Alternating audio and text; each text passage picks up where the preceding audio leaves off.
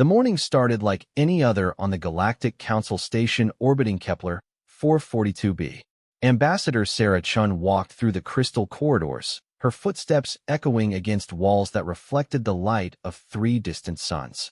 She had been humanity's voice in the Council for 8 years now, fighting for Earth's recognition among the 47 species that governed this part of the galaxy. Sarah carried a data pad containing humanity's latest petition. Earth wanted to establish trade routes with the mineral-rich worlds of the outer spiral. It was a reasonable request. Humans had proven themselves capable traders, honest in their dealings, and innovative in their solutions to complex problems. But the Council had rejected every human proposal for the past 3 years. The Council chamber was a massive dome filled with floating platforms, each designed for different species' needs. The Zephyrians preferred their platform to be filled with methane gas. The Crystalline Collective needed intense UV radiation. The Mollusk Federation required pools of ammonia-based liquid. And there, on the lowest platform, sat the human delegation, just Sarah and her aide, Marcus. Today's session will address Petition 7847 from the human colony of Earth, announced Councillor Vex High, the current council speaker.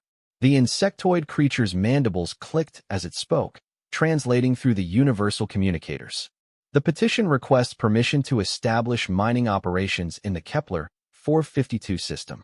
Sarah stood up, her heart racing. This was different from their usual trade requests.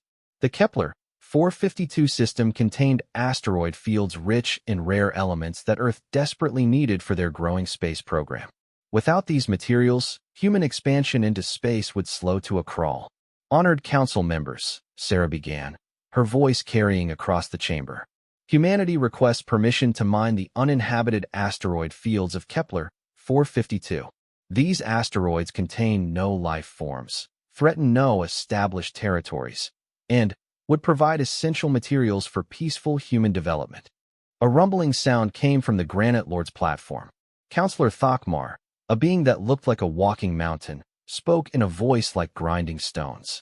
The human request is denied. The Kepler 452 system is designated as a protected zone. Sarah's jaw dropped. Protected zone? Honored Councillor, our surveys show the system is completely empty except for asteroids. There's no life, no claimed territory, no, the decision is final, interrupted Councillor Veltar from the ethereal communion. The ghostly being flickered between visible and invisible as it spoke. Humans have shown themselves to be aggressive in their expansion. The Council cannot risk allowing such a species access to strategic materials. The word aggressive hit Sarah like a physical blow.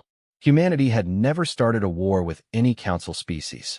They had defended themselves when attacked by pirates. Yes, they had fought back when slavers tried to capture human colonies. But aggressive? Humans had bent over backward to prove they were peaceful. I must protest this characterization, Sarah said, her voice growing stronger. Humanity has never initiated hostilities with any council member. We have always sought peaceful solutions. Your species destroyed an entire Kethrak battle fleet, hissed Councillor SSS Vac, the serpentine representative of the scaled hierarchy. You call this peaceful? Sarah's hands clenched into fists. The Kethrak fleet was attempting to enslave the human colony on New Victoria. 300,000 innocent civilians. We defended them. Any species would have done the same. A series of clicks and whistles came from the Avian Sovereignty's platform. Their translator converted it to standard speech. The Kethrak were merely claiming an uninhabited world. The presence of humans did not grant legitimate claim to the territory. The chamber fell silent. Sarah stared at the avian representative, unable to believe what she had just heard. 300,000 people lived on New Victoria. They had farms, cities, families. How can you call that uninhabited? Humans are not recognized as a sentient species by the collective agreement of galactic law, stated Councillor Prime of the Machine Intelligence. Its mechanical voice carried no emotion. Therefore, human settlements do not constitute legal habitation under council law. The words hit Sarah like ice water. Not recognized as sentient? She looked around the chamber at the 47 different species, all of whom apparently agreed that humans were little more than clever animals. Marcus, her aide, leaned forward. His face had gone pale, but his voice remained steady. Ambassador Chun, perhaps we should request a recess too. No, Sarah said firmly. She turned back to the council. I demand to know when this classification was decided. Humanity has been part of these proceedings for 8 years. You have negotiated with us, made agreements with us, treated us as equals. When did we stop being sentient in your eyes? Counselor Vexhi's antennae twitched. The classification was never in question. Humanity was permitted to attend council sessions as a courtesy, not as recognized members. Your species shows signs of intelligence, but lacks the emotional maturity and spiritual development required for true sentience. Sarah's mind raced. 8 years of diplomacy, 8 years of believing they were building relationships and trust, and it had all been a lie. Humans were pets to these beings, allowed to speak, but never to be heard. What must we do to be recognized as sentient, she asked. The council members exchanged glances, or what passed for glances among their diverse forms. Finally, Counselor Veltar spoke. Sentience cannot be achieved. It is inherent. A species either possesses it or does not. Humanity does not. Then, why have you allowed us to participate for 8 years? Entertainment, rumbled Counselor Thokmar. Your kind's attempts at diplomacy have been amusing. The words hung in the air like poison. Sarah felt her world crumbling around her. Everything she had worked for, everything she believed about humanity's place in the galaxy, had been a cosmic joke. I see, Sarah said quietly. Then, there's nothing more to discuss. She turned to leave, but Counselor SSS Vax's voice stopped her. Actually, there is one more matter. The Council has decided that humanity's continued expansion poses a threat to galactic stability. Effective immediately, all human space travel beyond the Sol system is prohibited. Sarah spun around. You can't do that. We have colonies, trade agreements, which are hereby voided, stated the machine intelligence.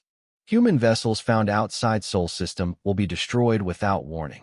You're condemning millions of humans to isolation. Our colonies need supplies from Earth.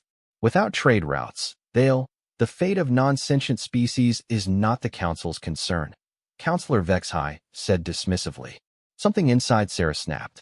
8 years of biting her tongue, 8 years of diplomatic politeness in the face of condescension and dismissal, 8 years of watching her people treated as second-class beings.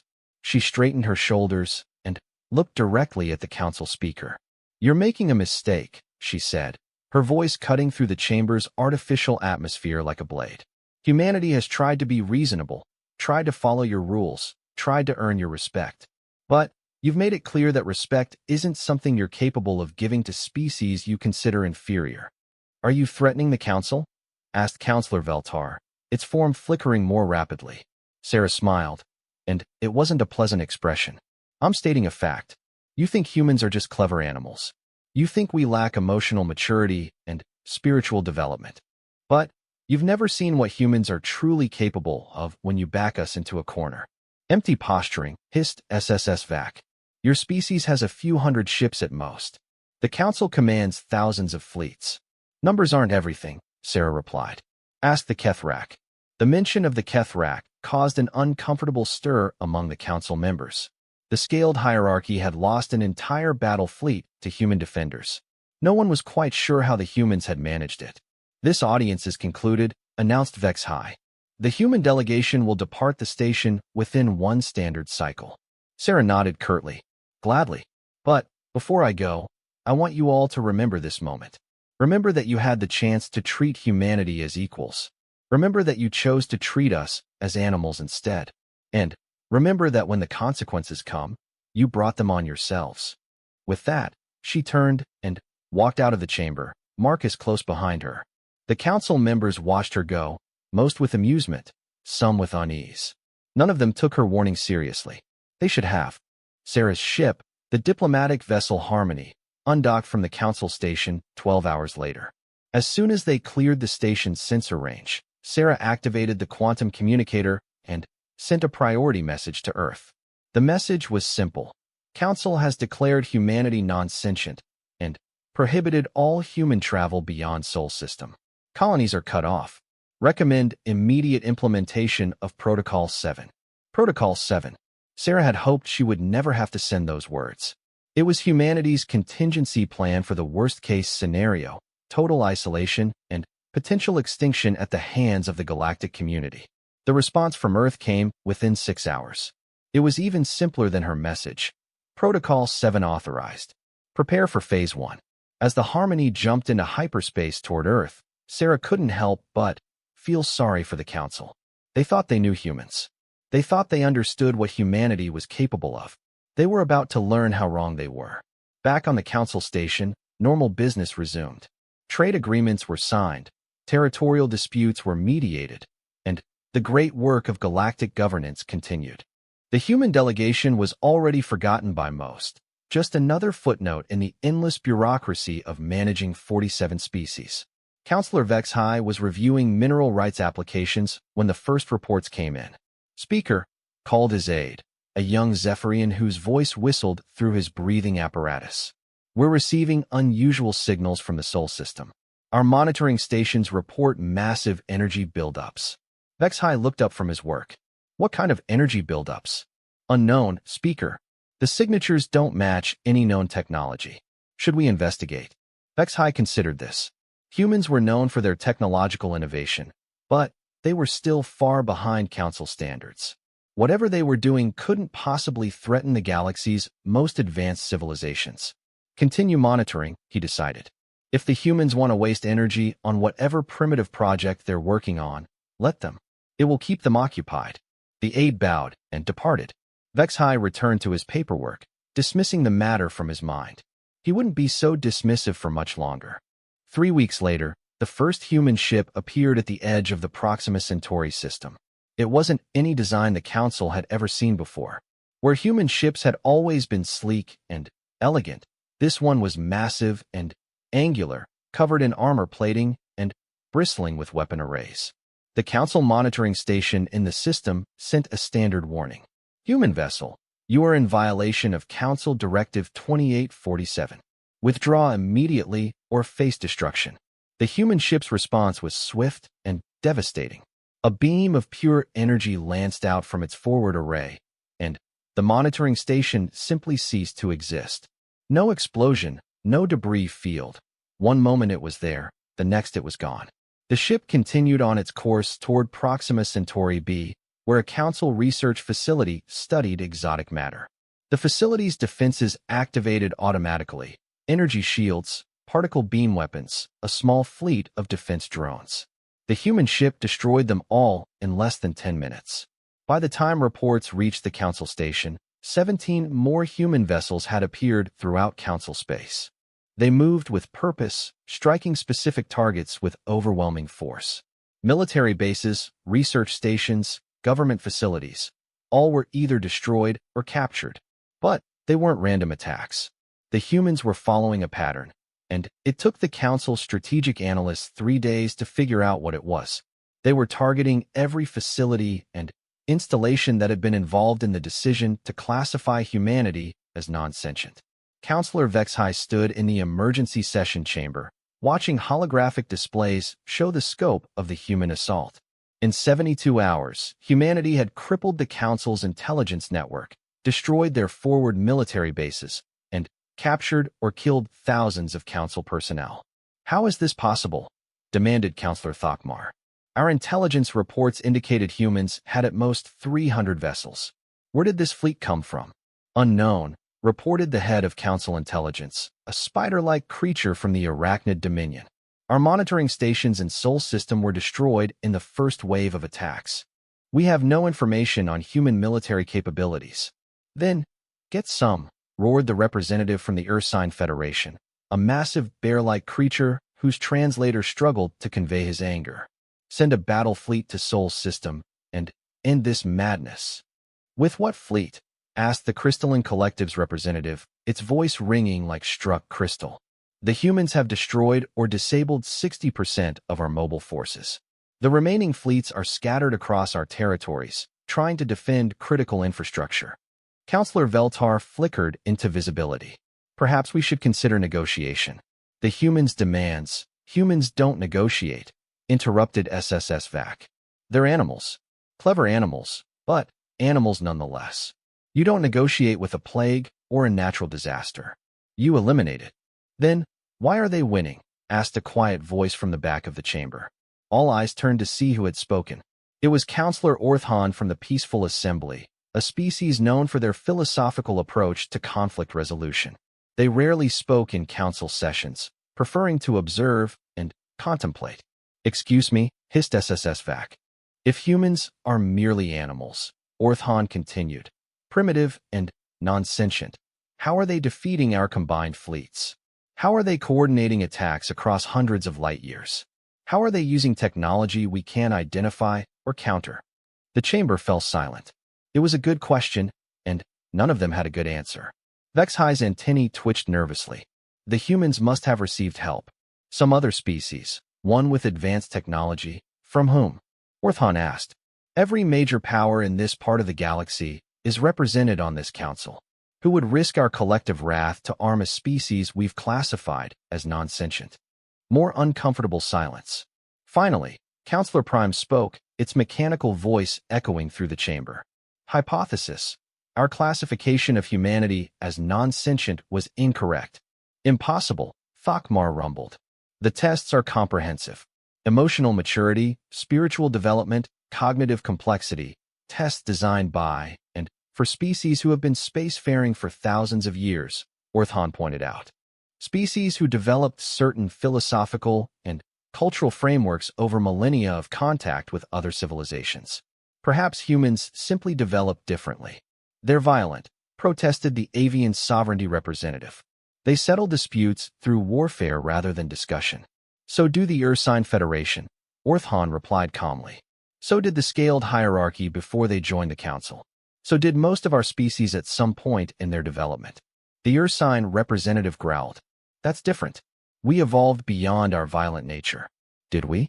Or did we simply learn to direct that violence toward acceptable targets?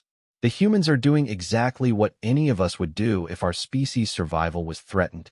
Vexhi slammed his grasping appendage against his podium. "Enough philosophical debate. We need solutions, not moral lectures. What do the humans want?" Izaid, the same young Zephyrian who had reported the energy buildups, approached nervously. "Speaker, we've received a transmission from the human fleet. Ambassador Chun requests an audience with the council." "Chun." Vexhi's antennae quivered with recognition. "The same human who left 3 weeks ago?" "Yes, Speaker. She's aboard a vessel that just entered our system. She says she'll only speak to the full council, and only face to face." Vexhi looked around the chamber at his fellow counselors. The smart move would be to refuse, to treat this as the desperate gambit of a losing species. But the humans clearly weren't losing. If anything, they were winning decisively. "How many ships?" he asked. "Just one, Speaker. A single vessel, requesting docking permission." "Armaments?" The aide's voice grew even smaller. "Unknown, Speaker. Our sensors can't penetrate their hull. But it's large." Vexhi made his decision. "Grant docking permission. Full security detail, but no hostile actions unless threatened." Let's hear what the humans have to say. As the council prepared for Sarah Chen's return, none of them noticed the subtle changes in the space around their station. Energy readings fluctuated in patterns that suggested the presence of cloaked vessels. Gravitational anomalies indicated massive objects that their sensors couldn't detect.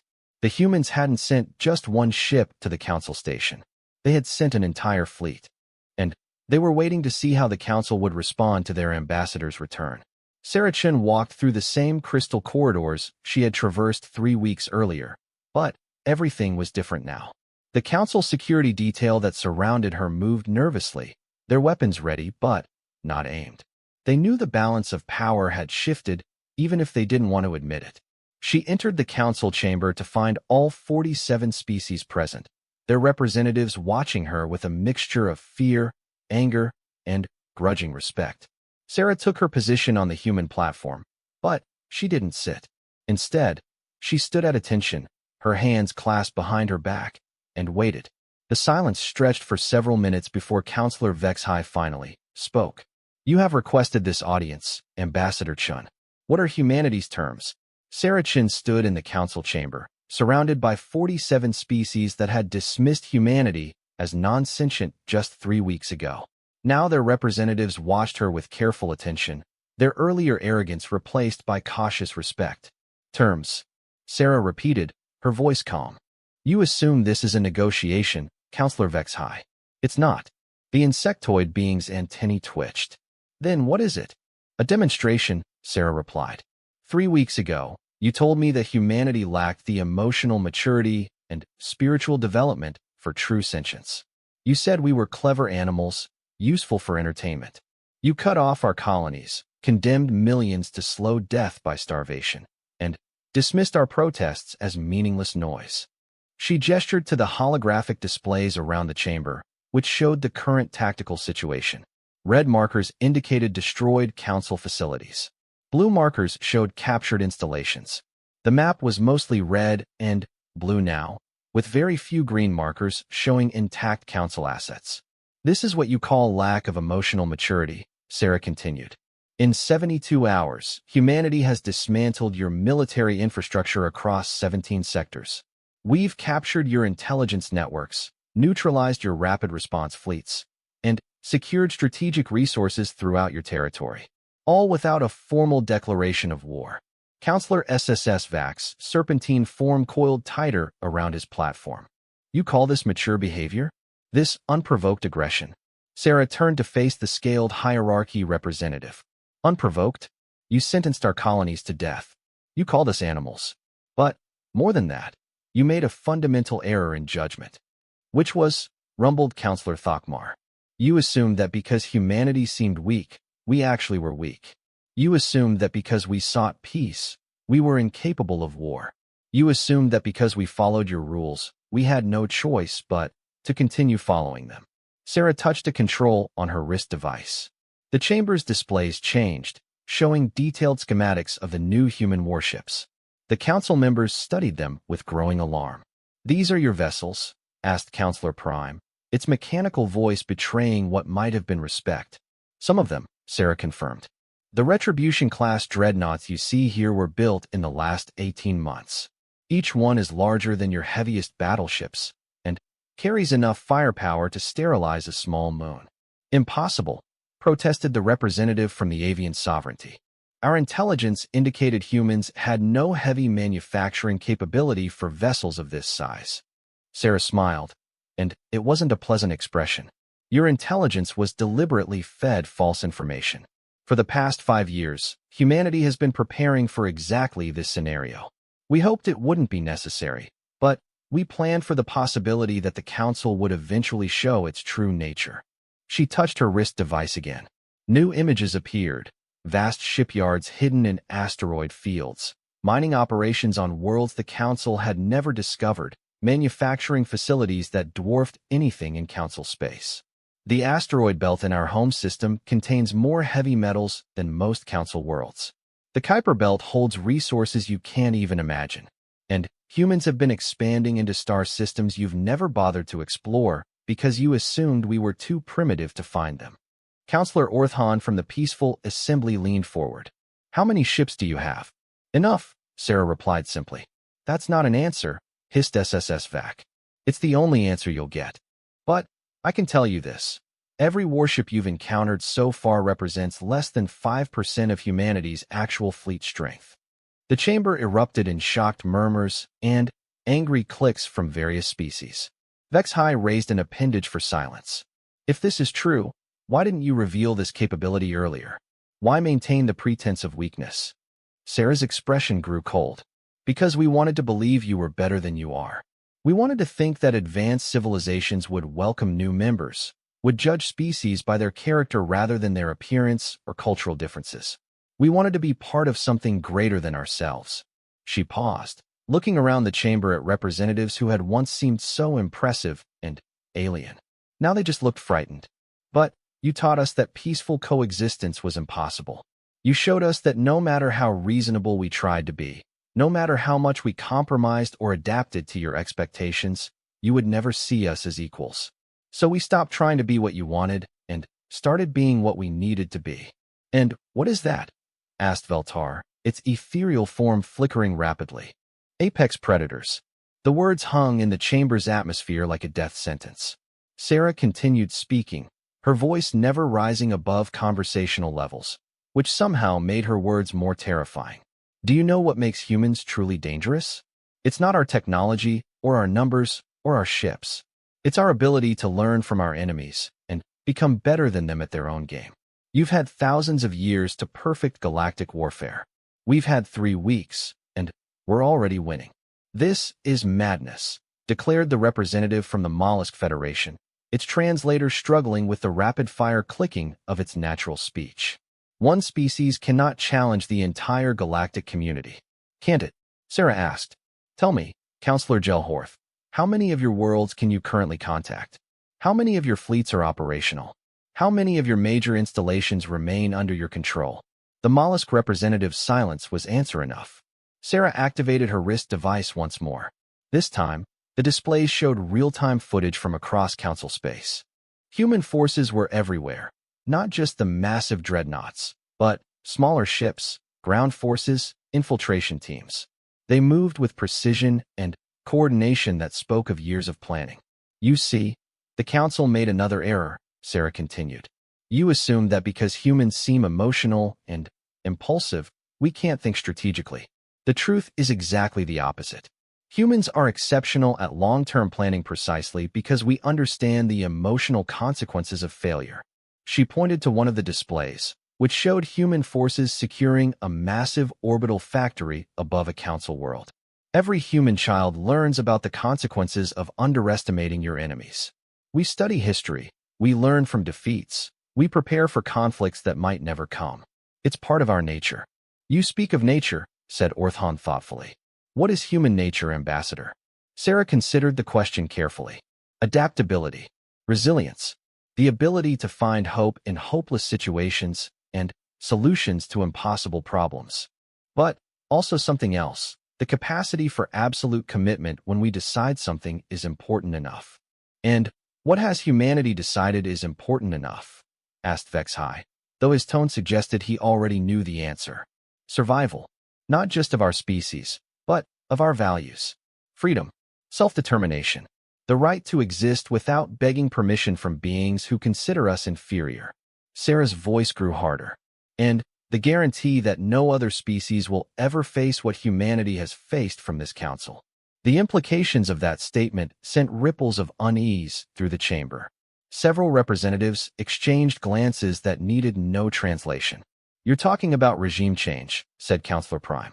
I'm talking about justice, Sarah replied.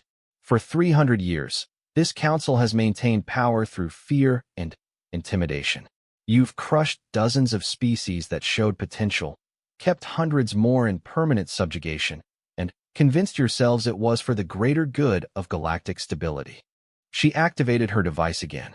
This time, the displays showed communications intercepts, classified Council documents, records of secret decisions made behind closed doors. We know about the Velcarin genocide. We know about the artificial plagues used to control population growth among undesirable species. We know about the slave labor camps disguised as rehabilitation centers.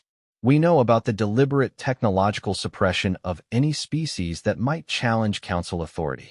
The chamber fell silent except for the hum of life support systems. Some representatives looked shocked, others resigned, a few defiant.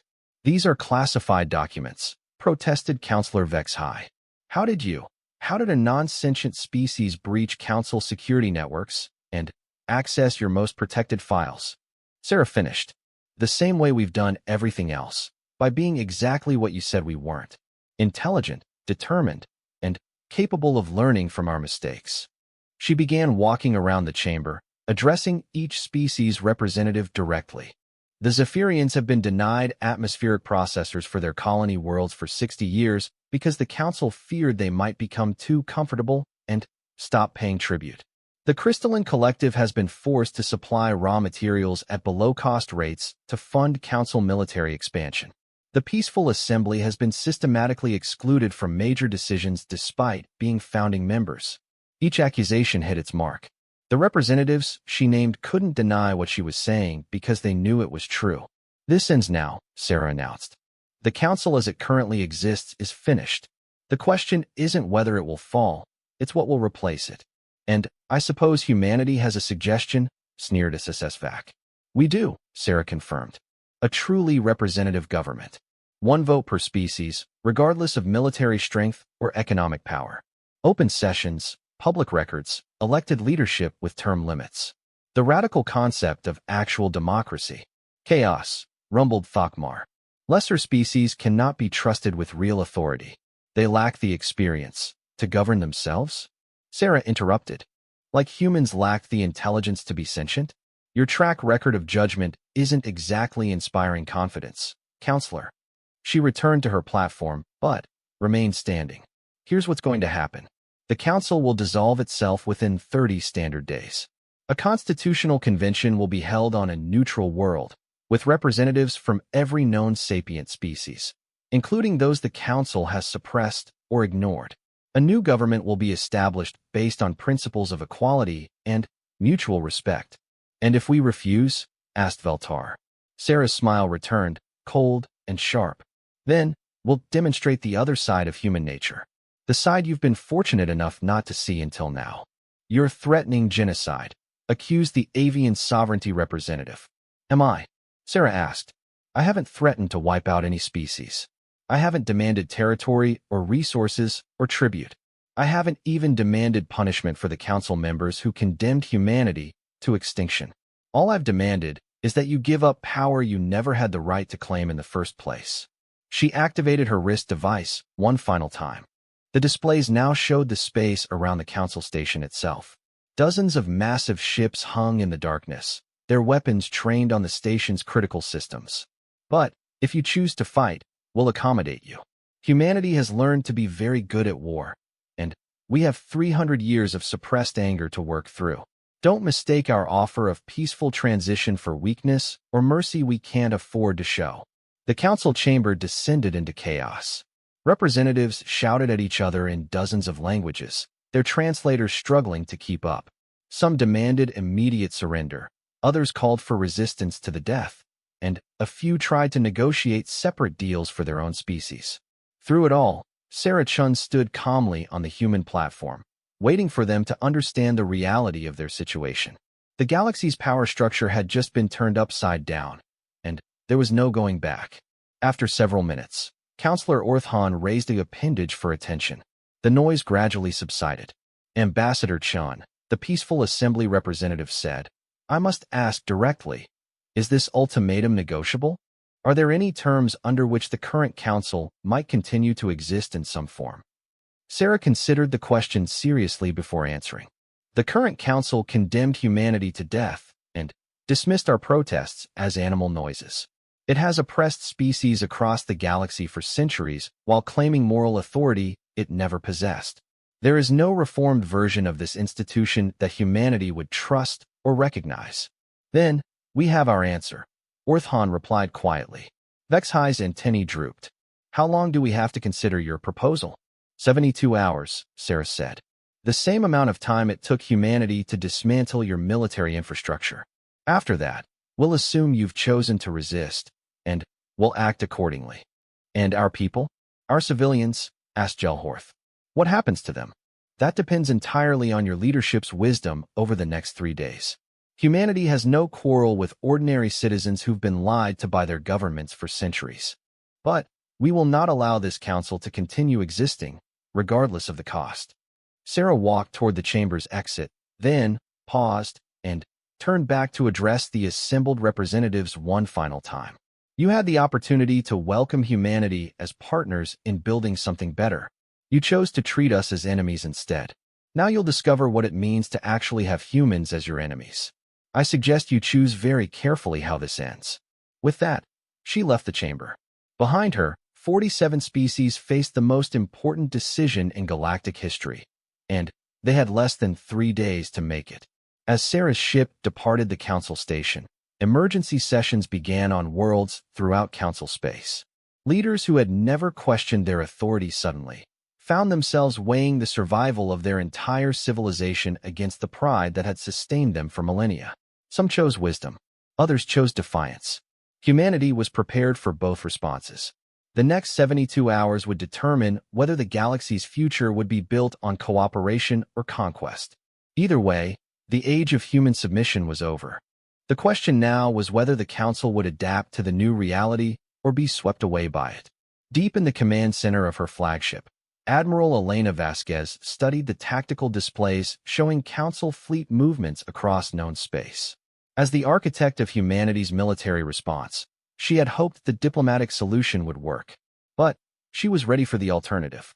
Status report, she ordered. Council fleets are mobilizing in 12 sectors, reported her intelligence officer. Looks like they're planning a coordinated counterattack on our forward positions. Vasquez nodded grimly. Expected. What about the political situation? Mixed response. About 15 species have indicated willingness to negotiate. 20 are maintaining silence. The rest are preparing for war. Then, that's what they'll get, Vasquez decided. Signal all battle groups. Prepare for Phase 2 implementation. If the Council wants to learn about human warfare the hard way, we'll be happy to educate them. The countdown to humanity's ultimatum continued, marking the final hours of the old galactic order. Soon, everyone would discover what humans were truly capable of when pushed beyond their breaking point. And the galaxy would never be the same again. The first shot of the Second Galactic War was fired exactly 72 hours and 37 minutes after Sarah Chun left the Council station. A scaled hierarchy battle fleet, led by Admiral SSS Koth, opened fire on a human outpost in the Rigel system. The outpost was destroyed in the first Volvo, but not before it transmitted a simple message back to human command. Serpents show their fangs. Execute Phoenix Protocol. Admiral Elena Vasquez received the transmission aboard her flagship, Indomitable, hidden in the shadow of a gas giant in the Vega system. Around her, the command center hummed with quiet efficiency as her officers processed incoming data from across the galaxy. Confirmed hostile action by Council forces, reported Commander Park, her tactical officer. The Rigel outpost is gone, but we got full sensor readings on their attack. They're using traditional energy weapons and kinetic barriers. Vasquez nodded. She had expected the Council to open hostilities. Their pride wouldn't allow them to simply surrender their power. But their choice of target revealed something important about their strategic thinking. They hit a minor outpost instead of a major installation, she mused. Testing our response, trying to see what we'll do. What are your orders, Admiral? Asked Captain Morrison, her flag captain. Vasquez turned to the massive holographic display that dominated the command center. It showed the entire known galaxy, with red markers indicating Council military assets and blue markers showing human forces. The Council still had numerical superiority, but their forces were scattered and confused. The humans had achieved strategic surprise and maintained it for 3 weeks. Signal all fleet commanders, Vasquez ordered. Execute Prometheus Final. Full engagement, no restrictions. The orders went out through quantum communicators, reaching human battle groups across dozens of star systems in minutes. What followed would be remembered as the most devastating opening salvo in galactic history. The human response was swift and overwhelming. Instead of targeting the fleet that had destroyed their outpost, they struck everywhere at once. Military bases that thought themselves safe behind layers of defenses found themselves under attack by ships that seemed to appear from nowhere.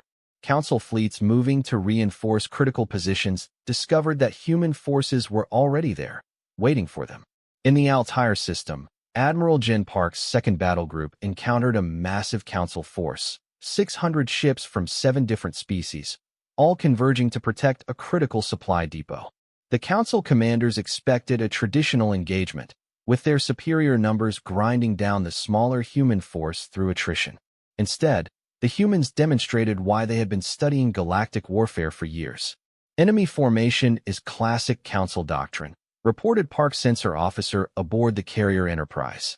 Overlapping fields of fire, layered defenses, command ships protected in the center.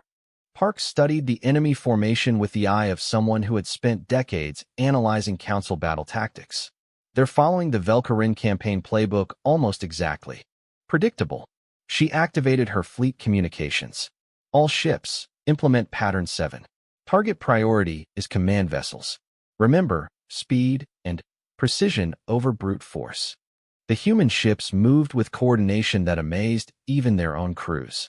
Where Council fleets relied on overwhelming firepower and traditional formations, the humans had developed new doctrines based on mobility and surgical strikes. The battle began when Park's destroyers, small and fast, swept in from three directions simultaneously. Council defenders opened fire, their weapons tracking the rapidly moving targets. But the human ships weren't trying to survive the defensive fire, they were drawing it away from the real threat. While Council gunners focused on the destroyers, Park's heavy cruisers struck from an entirely different vector.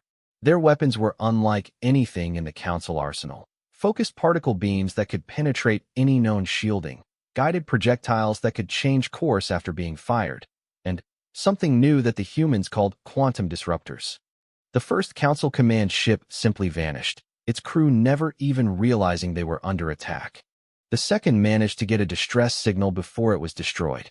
The third tried to retreat, but found its path blocked by human ships that had somehow anticipated its movement.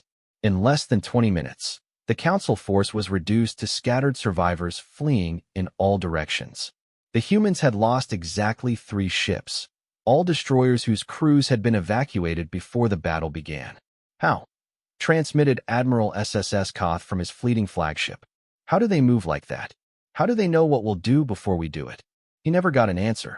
The Indomitable itself appeared behind his formation, its massive guns speaking once before going silent. The scaled hierarchy fleet simply ceased to exist.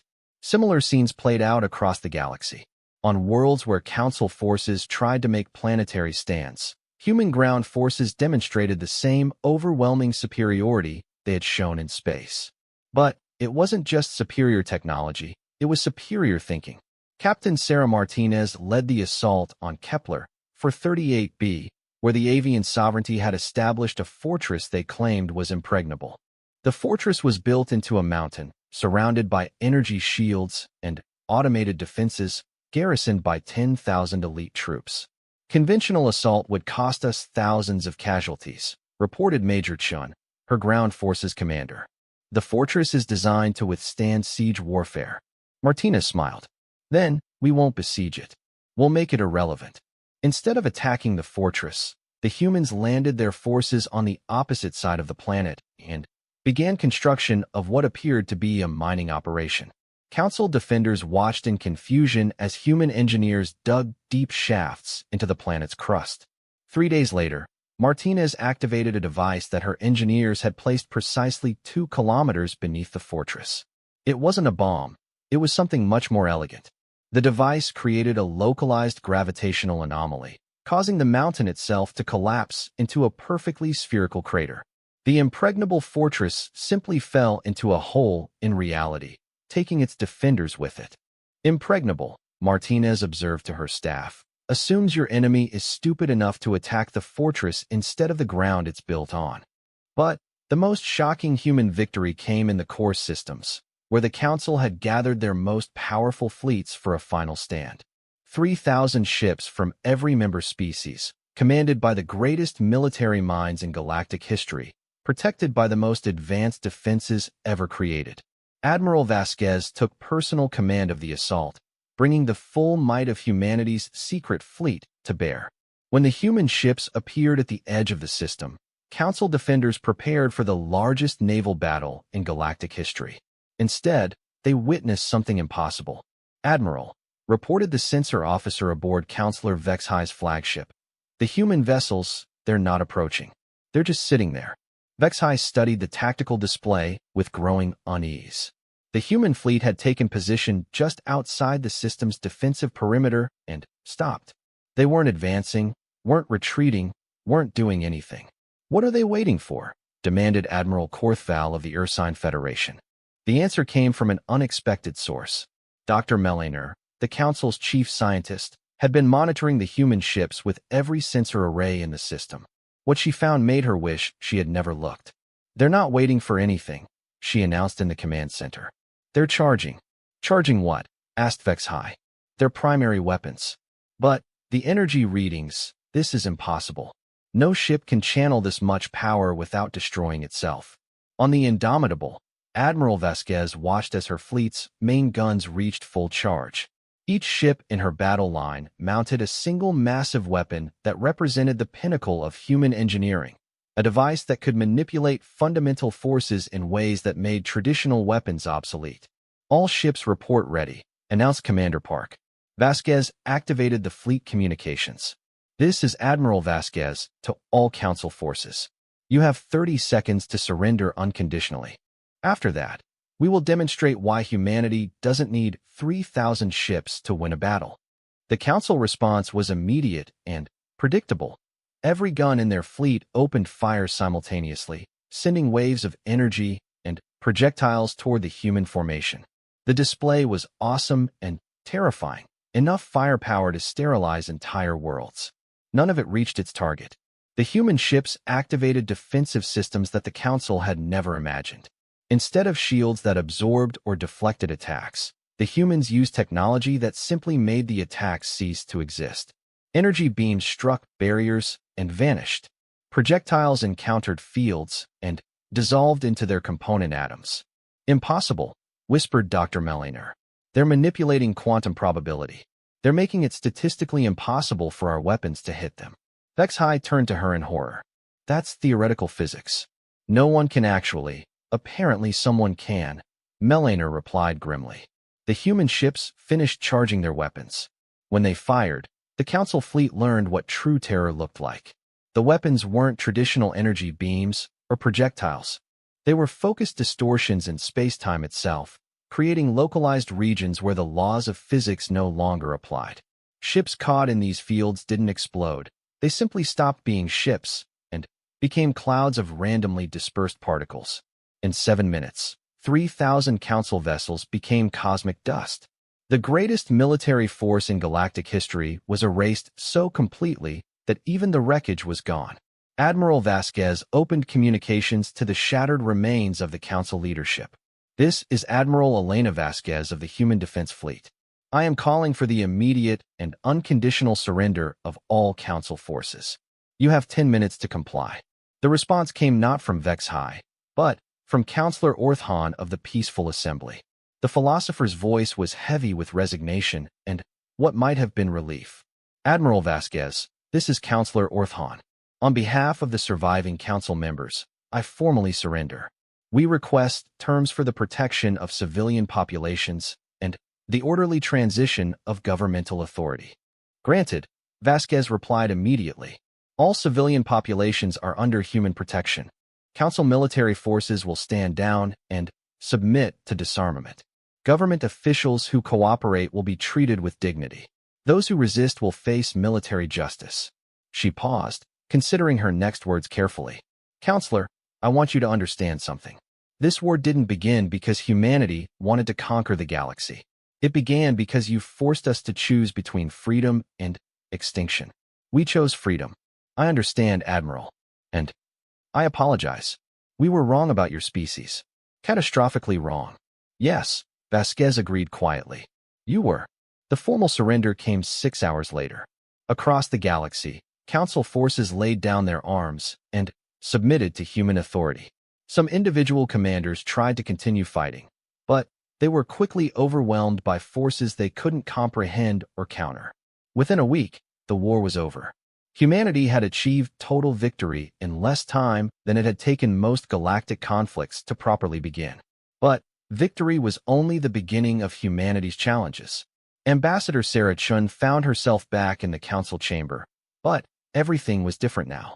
The floating platforms remained, but they were occupied by representatives who no longer wielded absolute power. The arrogance was gone, replaced by uncertainty and fear. The transition government will be led by a council of 12, Sarah announced to the assembled representatives. One representative from each galactic sector, elected by popular vote from all sentient species in that sector. No species will hold more than 2 seats, regardless of population or military strength. And humanity, asked Orthon, who had become the de facto leader of the former council species. How many seats will your species claim? 1, Sarah replied. The same as everyone else. The reaction was immediate and shocked. Several representatives began speaking at once, their translators struggling to convey their amazement. You have the power to rule absolutely, protested Veltar. Why would you limit yourselves to equal representation? Sarah looked around the chamber at beings who still didn't understand what they were dealing with. Because that's not what we're fighting for. Humanity doesn't want to rule the galaxy. We want to be part of it. But as equals, not subjects. But your military superiority will be shared, Sarah interrupted. Human technology and defensive capabilities will be made available to all member species, with appropriate safeguards. The goal is to make future wars of conquest impossible, not to maintain human dominance. Dr. Melaner, who had been quietly studying her data pad, looked up suddenly. You're dismantling your own advantage. Within a few years, other species will have access to the same weapons that defeated us. What? Sarah smiled, and for the first time it was warm instead of cold. Because we've learned something that the old council never understood. True strength doesn't come from keeping others weak. It comes from making everyone stronger. She activated a holographic display showing the human proposal for the new galactic government. It was radically different from the old council's authoritarian structure. A genuine democracy with checks and balances, term limits, and constitutional protections for individual species' rights. This is what humanity offers the galaxy, Sarah continued. Not conquest, but cooperation. Not dominance, but partnership. The chance to build something better than what we've all lived under. And if some species refuse to participate, asked SSS Vac, who had somehow survived the destruction of his fleet, then they're free to govern themselves as they see fit, as long as they don't threaten others, Sarah replied. Freedom includes the right to be wrong. Over the following months, the new galactic government took shape. Species that had been suppressed for centuries emerged to claim their voices. Technologies that had been restricted were shared freely. Trade routes that had been monopolized were open to all. The transformation wasn't without problems. Some species struggled with the concept of equality after centuries of either dominance or subjugation. Others tried to exploit the new freedoms for personal gain. But the human approach to these challenges surprised everyone. Instead of imposing solutions through force, humanity used the one weapon that had proven unstoppable: superior thinking. They outmaneuvered corruption through transparency. They countered exploitation through education. They defeated hatred through patience and example. The galaxy began to change in ways no one had imagined possible. Scientific advancement accelerated as knowledge was shared freely. Arts and culture flourished as different species learned from each other. Even conflict resolution improved as mediation replaced domination. And through it all, humanity maintained its promise. They held exactly one seat in the new Galactic Council, no more powerful than any other member species. When other representatives offered them special privileges or additional authority, humans politely declined. We didn't fight a war to become what we defeated, Sarah Chun explained to a gathering of sector leaders. We fought to create something better. That means accepting the same limitations and responsibilities as everyone else. But the most profound change was in how species viewed each other. The old council's rigid hierarchy was replaced by recognition that intelligence and wisdom could take many forms. Species that had been dismissed as primitive proved to have unique insights. Civilizations that had been considered advanced discovered they had much to learn. Humanity had not just won a war. They had fundamentally altered how an entire galaxy thought about power, cooperation, and the nature of civilization itself. The age of council dominance was over. The age of galactic partnership had begun.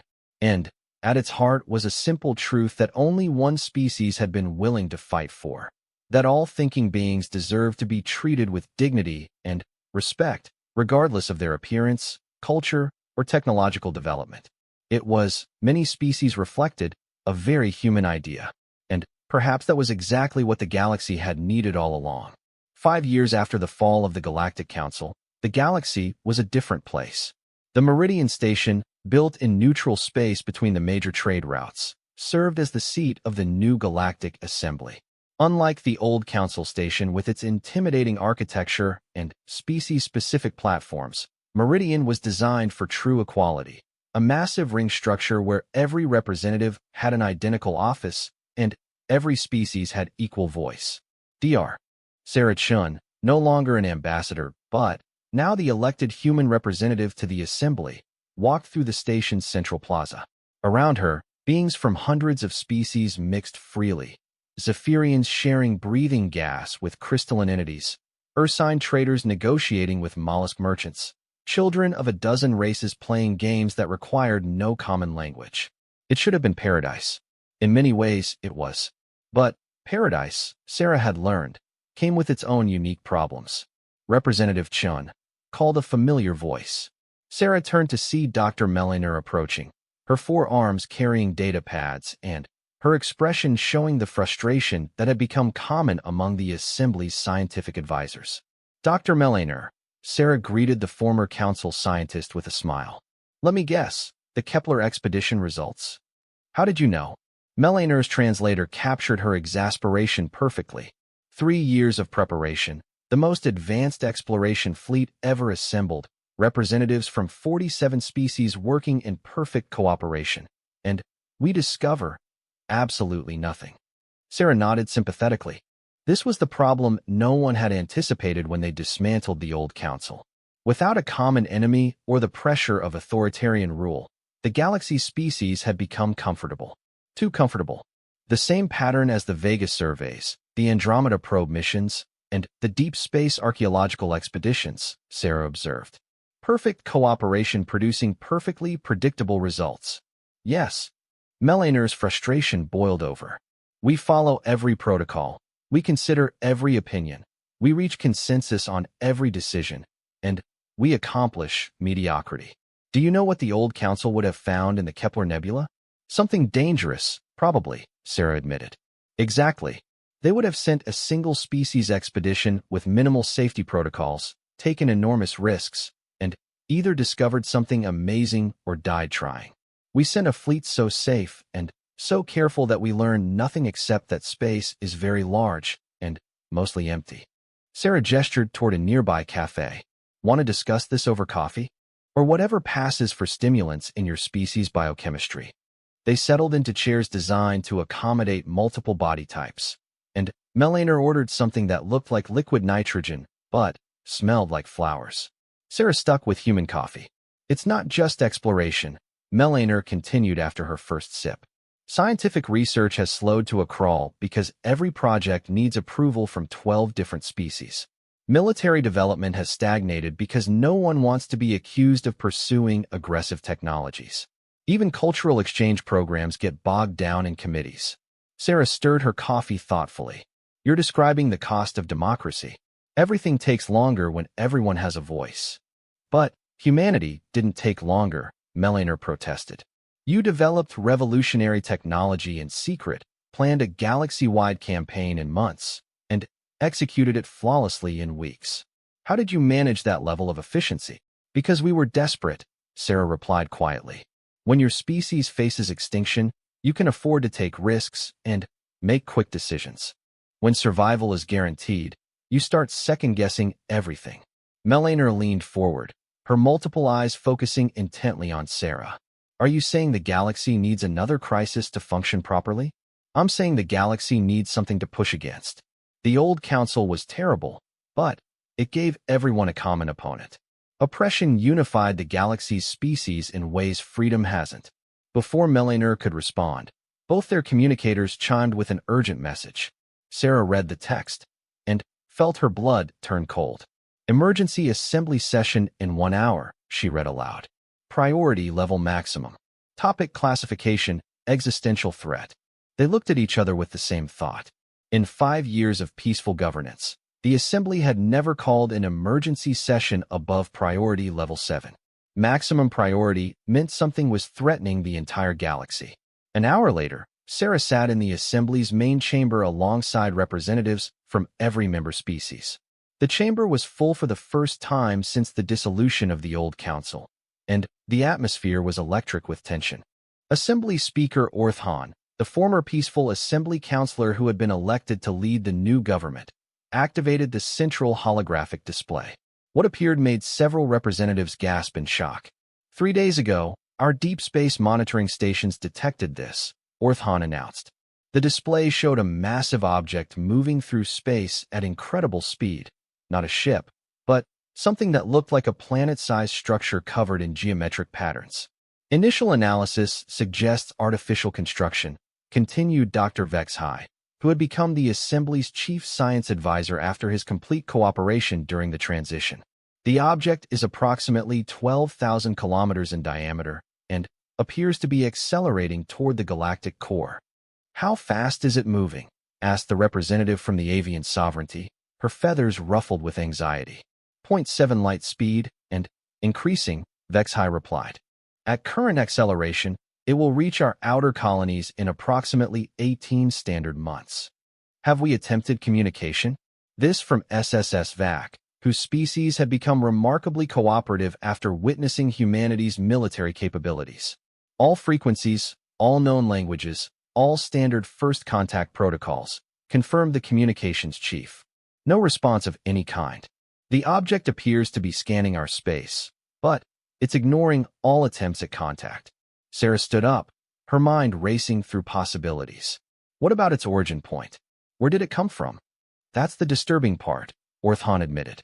"It appeared at the edge of our galactic sensor range, moving at full speed.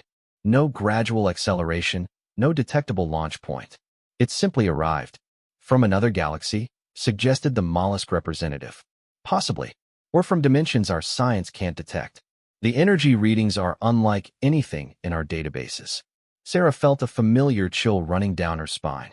It was the same feeling she had experienced in the old council chamber when she realized humanity was truly alone. The recognition that they were facing something completely beyond their experience.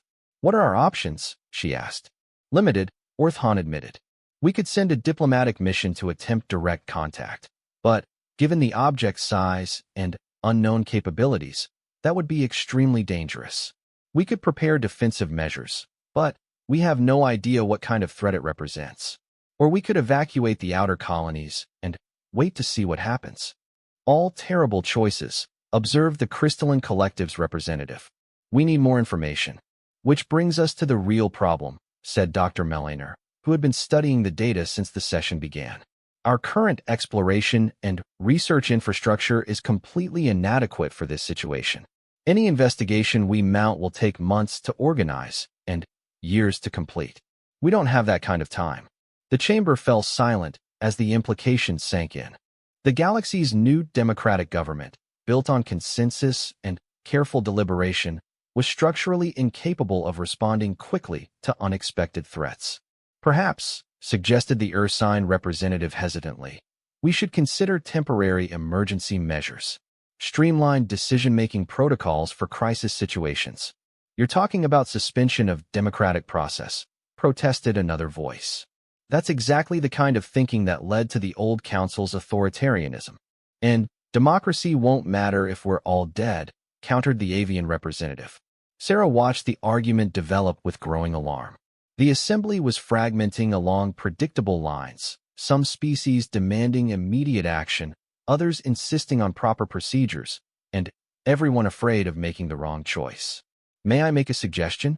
Sarah said loudly enough to cut through the developing chaos. The chamber quieted, and all eyes turned to her.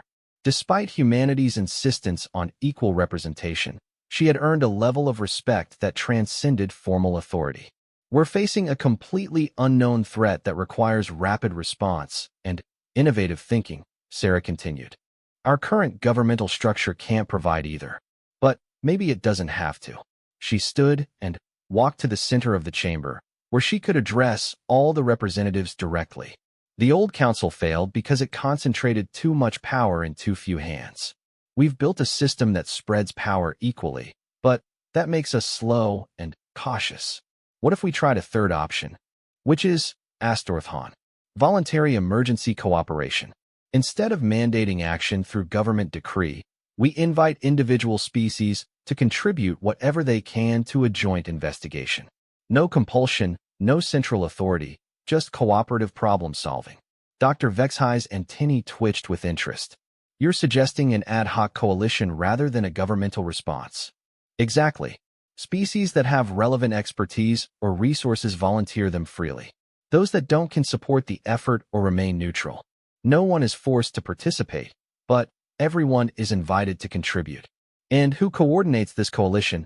asked SSS VAC suspiciously. Sarah smiled. "No one. That's the point. Instead of top-down coordination, We use bottom-up cooperation. Species work together because they choose to, not because they're ordered to. The peaceful assembly representative leaned forward. That sounds like organized chaos. Maybe, Sarah agreed. But chaos that adapts quickly might be better than order that reacts slowly. Over the next several hours, the idea took shape. Species after species volunteered resources, expertise, and personnel for what became known as the Contact Initiative. The Zephyrians offered their expertise in exotic atmospheric analysis. The Crystalline Collective provided advanced sensor technology. The Mollusk Federation contributed their deep space exploration vessels. But the most surprising volunteer came from an unexpected source. Humanity offers full military support, Sarah announced, including technologies that have remained classified since the war. This caused a stir throughout the chamber. Human military technology was still largely secret, shared only in limited ways for defensive purposes. What kind of technologies? Asked Dr. Melaner with scientific curiosity overriding her diplomatic caution. Faster-than-light reconnaissance systems, quantum scanning arrays, and combat vessels designed for encounters with unknown threats, Sarah replied. The kind of technology you develop when you spend years preparing to fight an enemy whose capabilities you can't predict. You've been developing new weapons? The Ursine representative's voice carried a note of accusation. We've been developing new ways of thinking about unknown problems, Sarah corrected, which is exactly what we need right now. The debate continued, but momentum was building. Within 12 hours, the Contact Initiative had attracted volunteers from 37 species, contributed resources equivalent to a small planetary budget, and assembled the most diverse and capable task force in galactic history. More importantly, it had done so without a single government mandate or authoritarian decree. Species were participating because they wanted to, not because they had to. Admiral Elena Vasquez, now serving as humanity's military liaison to the Assembly, took command of the initiative's military component while Dr. Melaner headed the scientific research division. Together, they organized an expedition that would have been impossible under either the old council or the new democratic system. We have advantages neither of our previous governmental systems could provide, Vasquez explained to the mission commanders. The diversity of thinking that comes from true cooperation, plus the speed of decision-making that comes from voluntary participation. We can adapt faster than authoritarian systems and act quicker than democratic ones. The expedition launched 6 days after the emergency session, a response time that would have been impossible under any previous galactic government. 70 ships from 15 species, carrying the best minds and most advanced technology the galaxy had to offer, set course for intercept with the mysterious object. As Sarah watched the fleet depart from Meridian Station's observation deck, she reflected on how much had changed. 5 years ago, humanity had destroyed the old galactic order through superior military force. Today, they were helping to create something entirely new, a form of cooperation that transcended both authoritarianism and democracy. Representative Chun, Dr. Melaner had joined her at the observation port. Do you think this will work? I don't know, Sarah admitted. But I know that neither the Council's tyranny nor our current democracy would have produced this response. Sometimes the best solution isn't a perfect system. It's the right people working together despite an imperfect system. And if the mission fails? Sarah turned from the viewport to face the scientist who had become an unexpected ally. Then, we'll try something else. That's what intelligent species do, they adapt.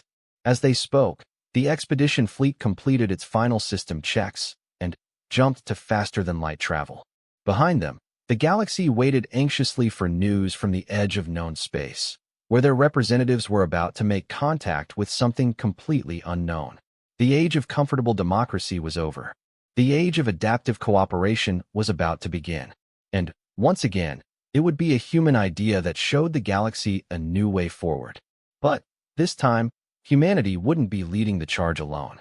They would be part of something larger, a true galactic community united not by fear or law, but by choice and shared purpose. The real test would come when they discovered what was waiting for them at the edge of the galaxy, and whether their new form of cooperation could survive contact with something that might be beyond any of their previous experiences. The Contact Initiative fleet dropped out of hyperspace at the coordinates where the mysterious object was predicted to be. What they found exceeded everyone's worst expectations. The object was no longer 12,000 kilometers in diameter. It had grown to nearly 50,000 kilometers and was continuing to expand. Worse, it wasn't alone. Dozens of smaller structures, each still larger than most planets, surrounded it in a complex geometric formation that hurt to look at directly. Admiral Elena Vasquez stood on the bridge of her flagship, Indomitable, studying sensor readings that made no sense according to known physics. Beside her, Dr. Melaner worked frantically to process data from instruments that were reporting impossible readings. The energy output alone should have torn the object apart, Melaner muttered, her forearms dancing across multiple control interfaces. Nothing that large can maintain structural integrity while generating this much power. Maybe it doesn't need to, suggested Commander Park from the tactical station. Our sensors are detecting massive gravitational fluctuations. It might be using controlled space-time distortions for structural support. Vasquez activated the fleet communications. All ships maintain maximum safe distance and passive sensor mode only. We don't want to provoke a response until we understand what we're dealing with. But, even as she spoke, the massive structure began to change. Sections of its surface rotated and reconfigured, creating new geometric patterns that seemed to shift and flow like liquid mathematics. Energy readings spiked beyond anything their instruments could measure. "Admiral," called the communications officer. "We're receiving a transmission. It's not using any known communication protocol." "Put it through," Vasquez ordered. The bridge speakers crackled, and then a voice spoke in perfect standard Galactic, though something about its tone was deeply unsettling. It sounded like someone speaking a language they had learned but never truly understood. "Small beings in metal shells. Your kind has attracted our attention. This is unusual. Typically, organic intelligences self-destruct before achieving galactic coordination." Vasquez exchanged glances with Melaner before responding. "This is Admiral Elena Vasquez representing the Galactic Assembly Contact Initiative. We come in peace, seeking understanding between our civilizations." A sound that might have been laughter echoed through the speakers. "Peace. Understanding. Curious concepts. You speak as if you have choices in this interaction." "Don't we?" Vasquez asked carefully. "You exist at our sufferance. Your galaxy occupies space we require for our purposes. Normally, we would simply harvest what we need and move on. But your species display an anomaly that interests us." Dr. Melaner leaned forward. "What kind of anomaly?" "You wage war to create peace. You destroy authority to establish freedom. You sacrifice power to enable cooperation. This contradicts all observed patterns of organic development. We wish to understand this deviation before we proceed."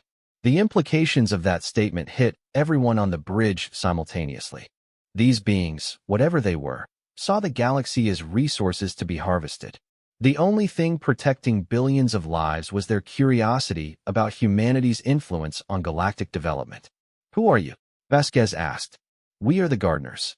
We tend the universe, cultivating useful configurations of matter and energy while removing inefficient arrangements. Your galaxy was scheduled for reconfiguration 37 of your millennia ago, but was delayed due to more pressing requirements elsewhere." "Reconfiguration?" Melaner whispered, though she already knew the answer. "Complete restructuring of matter and energy into more useful forms. Typically, we preserve examples of particularly interesting organic configurations in our archives. The rest becomes raw material for our projects." Vasquez felt her blood turn cold. They were talking to beings who casually discussed the destruction of entire galaxies as gardening projects. The old Galactic Council's tyranny suddenly seemed quaint by comparison. "But your species introduces variables we have not previously encountered," the voice continued. "In all our observations, organic intelligences follow predictable patterns. They compete, dominate, consume, and eventually destroy themselves or stagnate into irrelevance. You have done neither." "Humanity isn't unique," Vasquez protested. "We're part of a community, yes. That is the anomaly.